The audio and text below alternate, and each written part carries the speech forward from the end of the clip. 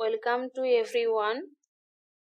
अभी हम लोग डिस्कस करेंगे बिहार बीपीएससी टीआरई 3 फिलोसफी अर्थात दर्शन शास्त्र का पीवाईक्यू।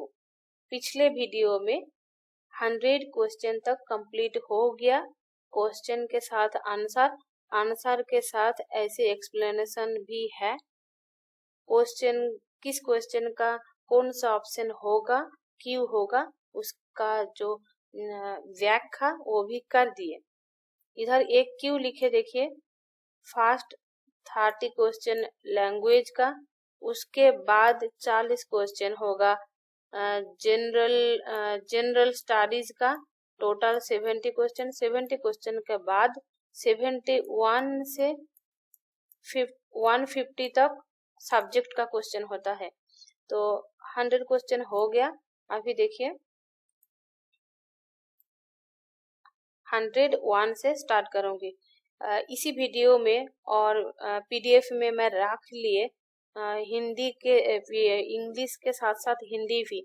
जो लोग जो स्टूडेंट्स वेस्ट बंगाल का बंगाली में आप लोग पढ़ाई किए, उस लोग तो मस्ट भी इंग्लिश में एग्जाम देंगे, लेकिन जो लोग हिंदी पढ़ना आता है मस्ट भी इंग्लिश के साथ साथ हिंदी भी तैयार करिए, क्योंकि जो क्वेश्चन आपका इंग्लिश में अंडरस्टैंडिंग नहीं होगा, हो सकता है हिंदी में अंडरस्टैंडिंग हो जाएगा।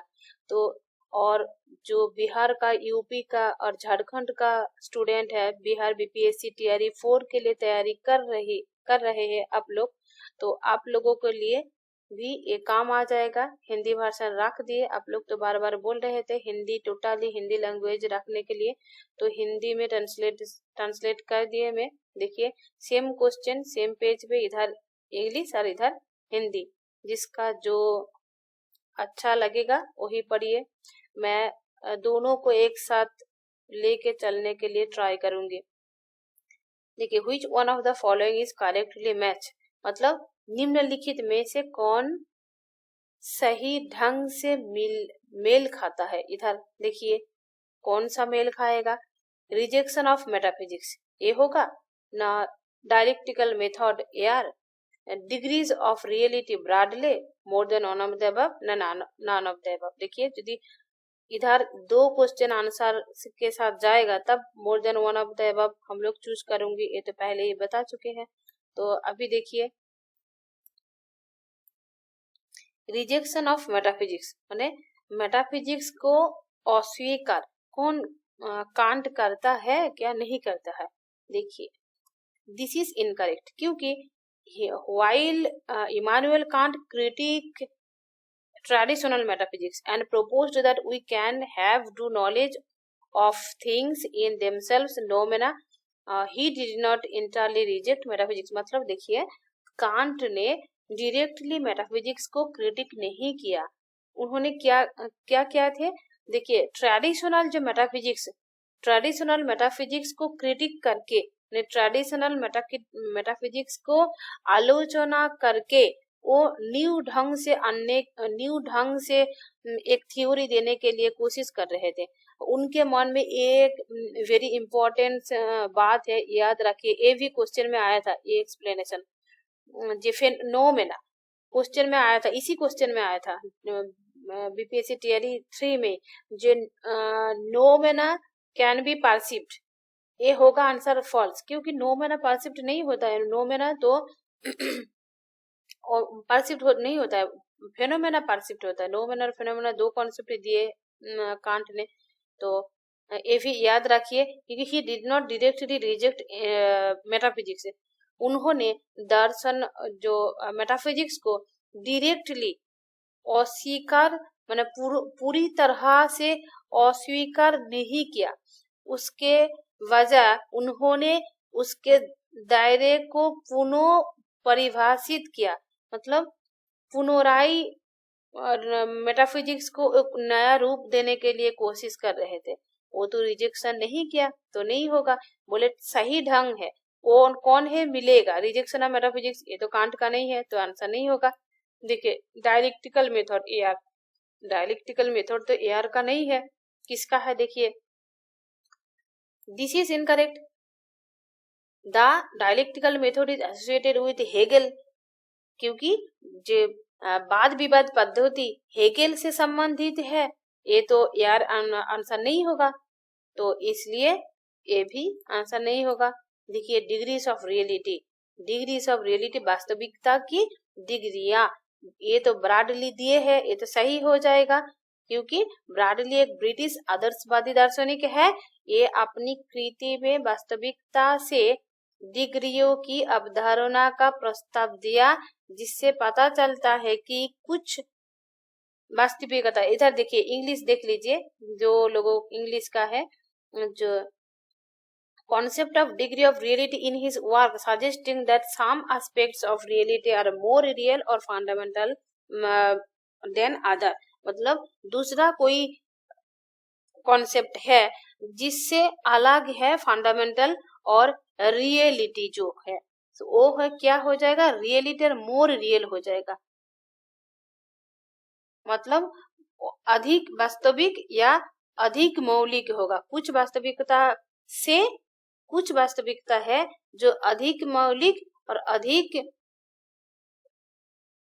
वास्तविक होगा, तो इसलिए राइट आंसर हो जाएगा डिग्रीज ऑफ रियलिटी ब्रॉडली। मतलब next question, sorry next exam में आ सकते हैं जे reality of Bradley, degrees of reality को किसने दिया, हो जाएगा ब्रॉडली, तो इधर भी राइट आंसर हो जाएगा ब्रॉडली। चलिए नेक्स्ट क्वेश्चन पे देखते हैं क्या है। Who has written the book Language, Truth and Logic? देखिए ये तो बुक यार का लैंग्वेज ट्रूथ लॉजिक, लैंग्वेज अगर बात आएगा तो वो तो लैंग्वेज फिलोसोफर का बात होगा, एनालिटिक फिलोसोफर का बात होगा। हम लोग यूनिट 6 में पढ़ते हैं नेट जेआरएफ तैयारी के लिए।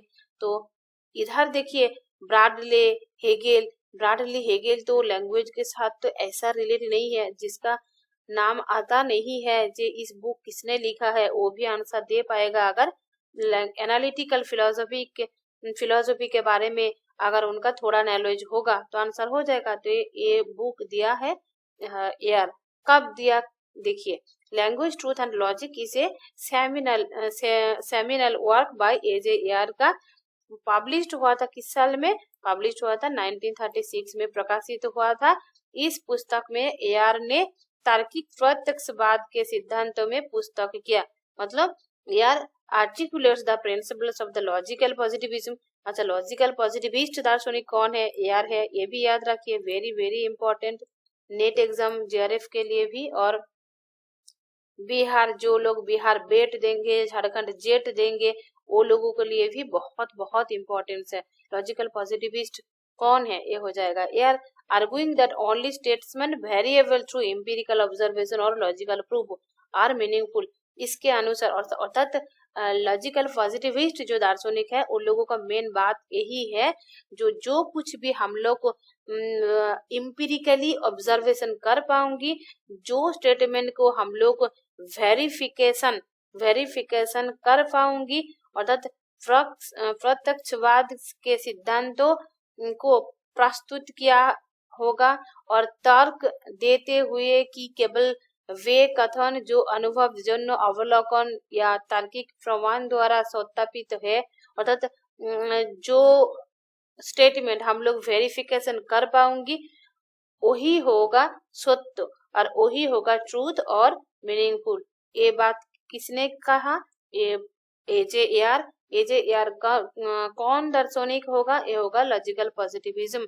अगर क्वेश्चन ये भी आ सकता है, लॉजिकल पॉजिटिविज्म के बारे में बहुत बार क्वेश्चन आया नेट यूजीसी नेट पे, अभी देखिए बीपीएससी टीआरई 3 में भी आया, 4 में भी आ सकता है। और लॉजिकल पॉजिटिविज्म एक कंसेप्ट है, वो अच्छा से आप लोग क्लियर करके पढ़ लीजिए। और एक बार मैं रिमाइंड करके बता देती हूँ, जे लॉजिकल पॉजिटिविज्म लॉजिकल पॉजिटिविस्ट जो दार्शनिक है ये होगा एआर। लॉजिकल पॉजिटिविज्म दार्शनिक का जो मूल बात है वो होगा जे हम लोग सब कुछ तर्क करने का बाद ही एक्सेप्ट करूंगी, जो स्टेटमेंट वेरिफिकेशन मतलब वेरिफिकेशन कर पाऊंगी, सत्य और मिथ्या और ट्रू और फॉल्स हम लोग जांच कर पाऊंगी, वही हम लोग ट्रू बोल सकती है। और इम्पिरिकल ऑब्जर्वेशन और लॉजिकली तार्किकली हम लोग प्रूव कर पाऊंगी, वही होगा मीनिंगफुल और वही होगा ट्रूथ। चलिए, तो इधर क्या आंसर हो जाएगा? राइट आंसर हो जाएगा एयर। देखिए next question, whose philosophy is known as criticism. अच्छा, हम लोग तो क्रिटिसिज्म अगर वर्ड याद आएगा तो जरूर सोचती है जे कांट होगा। कांट तो क्रिटिसिज्म दार्शनिक क्रिटिक करता है सब कुछ, तो ये हो जाएगा कांट। तो इधर देखिए हेयर तो क्रिटिसिज्म हेयर को नहीं बोलते हम लोग, रासेल ब्रॉडली को नहीं बोलते, तो आंसर क्या हो जाएगा? ये इसलिए आंसर हो जाएगा none of the them, none of above. मतलब इधर ऊपर जो ऑप्शन है इधर आंसर नहीं है। राइट आंसर क्या होता? देखिए अगर ये कांट रहता तो ऑप्शन कांट आंसर होता। तो the philosophy known as criticism is associated with Immanuel Kant. मतलब इसका जो व्याख्या एक्सप्लेनेशन, मतलब हिंदी में व्याख्या क्या होगा? क्रिटिसिज्म के रूप में जाने वाला दर्शन इमानुएल कांट से संबंधित है। क्रिटिसिज्म के एसोसिएटेड मतलब क्रिटिसिज्म के जाने वाला जो दर्शन क्या हो जाएगा? Immanuel Kant. Kant critical philosophy और ट्रांसेंडेंटल फिलोसफी। देखिए ये भी नेक्स्ट बार आ सकता है। जो क्रिटिकल फिलोसफी किसने दिया है? कांट होगा। ट्रांसेंडेंटल आइडियलिज्म किसने दिया है? कांट हो जाएगा। Seeks to establish the limit and scope of human knowledge. Human knowledge जो लिमिट एंड स्कोप के बारे में बताया कौन है? कांट ने बताया। तो he is most famous for his critique of pure reason. तो देखिए उसका एक लिखा का उसका एक वर्क है, काम है जो लिखा है, जो क्रिटिक ऑफ प्योर रीजन।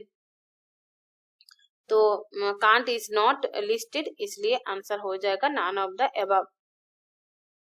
ठीक है, देखिए इधर जो मैं एक्सप्लेनेशन दिया है इधर देखिए कितना आंसर होगा। एक नंबर क्वेश्चन तो यही है, जे क्रिटिसिज्म किनको बोलते हैं? क्रिटिसिज्म फिलोसफी, ये होगा कांट। उसके बाद होगा 2 नंबर क्वेश्चन, देखिए क्या है? क्रिटिक ऑफ प्योर रीजन किसने लिखा है? किसने, राइटर कौन है? ये हो जाएगा कांट। अच्छा, क्रिटिकल फिलोसफी किसका है? हो जाएगा कांट। ट्रांसेंडेंटल आइडियलिज्म के बारे में कौन बताया? हो जाएगा कांट। तो एक क्वेश्चन में 4-5 क्वेश्चन निकल गया। तो नेक्स्ट बार अगर इसी से कोई क्वेश्चन आएगा आप लोग जरूर गलती नहीं करेंगे। चलिए नेक्स्ट क्वेश्चन, जो लोग हिंदी लैंग्वेज का है, हिंदी लैंग्वेज वाली व वाला है, तो आप लोग इधर पढ़ के आंसर कर लीजिए प्लीज। नेक्स्ट देखिए, वेरिफिकेशन थ्योरी इज गिवन। अभी पढ़ाई किए ना जो लॉजिकल पॉजिटिविज्म लोग क्या करे? लॉजिकल पॉजिटिविज्म का लोग वेरिफिकेशन करते हैं, सब कुछ को वेरिफिकेशन करते हैं, सब कुछ को जांचते हैं, उसके बाद ही वो लोग सही और मीनिंगफुल बोलते हैं। तो इधर देखिए वेरिफिकेशन थ्योरी किस लोग को दिया है? ये हो जाएगा लॉजिकल पॉजिटिविज्म। लॉजिकल पॉजिटिविज्म जो दार्शनिक है वो लोग दिए हैं। लेकिन लॉजिकल पॉजिटिविज्म मतलब लॉजिकल पॉजिटिविज्म के बारे में सॉरी, लॉजिकल पॉजिटिविस्ट दार्शनिक कौन कौन है? कौन किस किस दार्शनिक को हम लोग लॉजिकल पॉजिटिविज्म बोलती है? तो वो हम लोगों का याद रखना पड़ेगा। क्वेश्चन देखिए, the verification theory is given by which one of the following. Verification theory कौन दिया? किसने दिया? यार दिया। अभी पढ़ाई किए ना एक क्वेश्चन के साथ। दूसरा क्वेश्चन देखिए, मैं पहले बताया ना जो वेरिफिकेशन थ्योरी मतलब लॉजिकल पॉजिटिविज्म एक ऐसा कॉन्सेप्ट है हर एग्जाम में आता है। देखिए वेस्ट बंगाल में जो एग्जाम आया था, एसीएट एग्जाम बहुत बार आ चुका है। झारखंड जेट, बिहार लोग जो बेट एग्जाम पढ़ाई कर रहे हैं वो लोगों के लिए भी बहुत इंपॉर्टेंट है। नेट एग्जाम में तो हजारों बार क्वेश्चन आया था। हर साल में लॉजिकल पॉजिटिविज्म से एक तो क्वेश्चन बनता है। उसके बाद इधर बीपीएससी टीआरई 3 में भी आया। देखिए एक नहीं है, दो क्वेश्चन आया है। तो जरूर लॉजिकल पॉजिटिविज्म जो कंसेप्ट है अच्छा से पढ़ लीजिए। अगर आप लोगों के पास नोट्स नहीं है, अगर कैसे पढ़ेंगे नहीं पता है तो मेरा नंबर मिल जाएगा, आगे दिखा है ना, ये है मेरा नंबर है, व्हाट्सअप कर सकते हैं, व्हाट्सअप करके बात कर लीजिए। और बैच ही है, बैच स्टार्ट किया, न्यू बैच स्टार्ट किया जुलाई दिसंबर वाला बीपीएससी तैयारी 3-4 के लिए। तो जो लोग मेरे साथ तैयारी करना का इच्छा है मेरे साथ जुड़ जाइए, बैच ऑलरेडी स्टार्ट हो गया। बंगाली, इंग्लिश और हिंदी वर्जन, तीनों वर्जन को स्टूडेंट के लिए ही मैं बैच स्टार्ट किया। जो वर्जन में आप लोग तैयारी करेंगे तो मैसेज करके बता दीजिए और फटाफट एडमिशन ले लीजिए।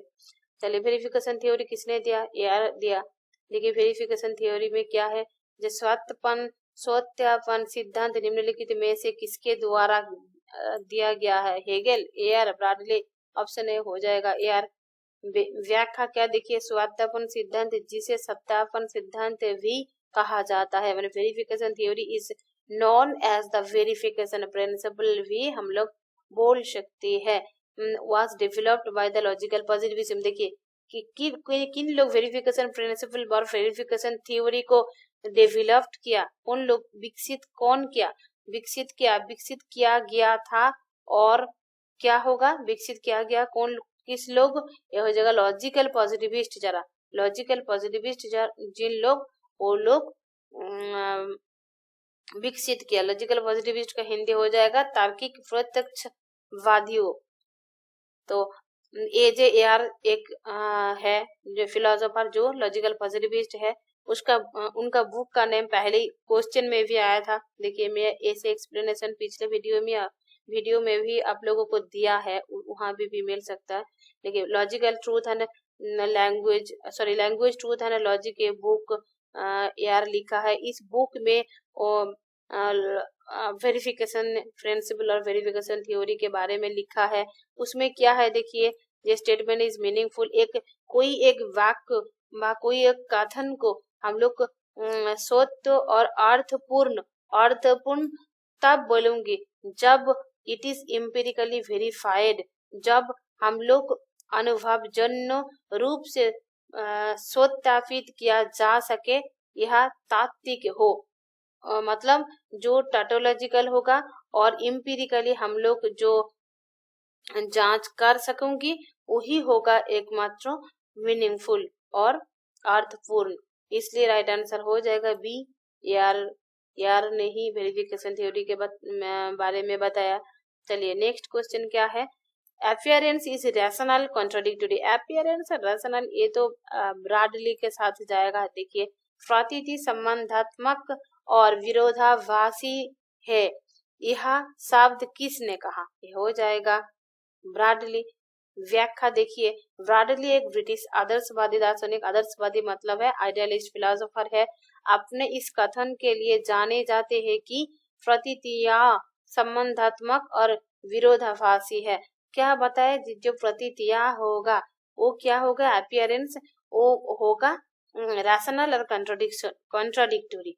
तो ये बात तो ब्राडले ने बताया। कहाँ बता? देखिए अपीयरेंस एंड रियलिटी, ये है ब्राडले का बुक है।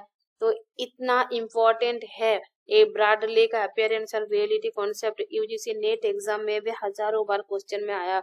हर क्वेश्चन अगर देखिए एक साल में दो बार नेट होता है, तो मेरा लगा तो 2 बार में 1 बार तो आएगा ही आएगा। मतलब बहुत बार आया है। बहुत इम्पोर्टेंट टॉपिक है अपीयरेंस एंड रियलिटी ब्राडले का, ये अच्छा से पढ़ लीजिए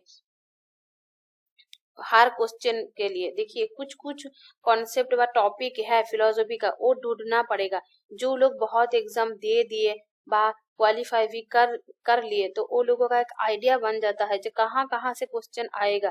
तो इसलिए आप लोगों को एक गाइड चाहिए, जो लोग पहले से ही एग्जाम क्लियर करके रखे, क्योंकि आप लोगों का इतना पढ़ने का जरूरत नहीं है। मैं जब पढ़ाई करती थी एक साइड से बहुत कुछ पढ़ती थी और बहुत टाइम वेस्ट किया, लेकिन मेरे साथ जुड़ जाइए और सही ढंग से पढ़िए। बहुत कम टाइम से बहुत ज्यादा कुछ पढ़ना पड़ेगा, क्योंकि टाइम बहुत कम है। तो जो लोग रियली जॉब लेने का, जो लोगों का इच्छा है, मेरे साथ जुड़ जाइए और न्यू बैच में अच्छा से पढ़ाई करना स्टार्ट कर दीजिए। चलिए मिलते हैं अगले वीडियो में।